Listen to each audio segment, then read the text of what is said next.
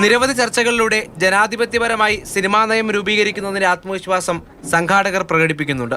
ഒരു സിനിമാ പ്രവർത്തകൻ എന്നുള്ള നിലയിൽ, ഒരു സംവിധായകൻ എന്നുള്ള നിലയിൽ ആദ്യമേ സർക്കാരിനോട് ഒരു നന്ദി പ്രകാശിപ്പിക്കും. കാരണം 17 സംസ്ഥാനങ്ങളിലും ഇങ്ങനൊരു കാര്യങ്ങൾ നടന്നെങ്കിലും ഒരു സമഗ്രമായ ചിന്തയോടുകൂടി സമഗ്രമായ സിനിമയെപ്പറ്റി പഠിക്കാനും സിനിമയിലെ സമഗ്ര മേഖലയിലുള്ളവരെ കൂടി ഉൾപ്പെടുത്തിക്കൊണ്ട് ഇങ്ങനൊരു കോൺക്ലേവ് നടത്താനും തീരുമാനിച്ചു.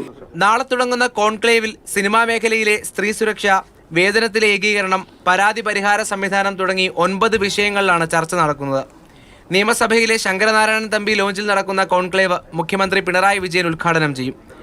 ആദ്യ ദിനത്തിൽ സംവിധായകൻ അടൂർ ഗോപാലകൃഷ്ണൻ, ഓസ്കർ ജേതാവ് റസൂൽ പൂക്കുട്ടി, നടൻ മോഹൻലാൽ, സംവിധായകൻ മണിരത്നം, നടി സുഹാസിനി തുടങ്ങിയവർ പങ്കെടുക്കും.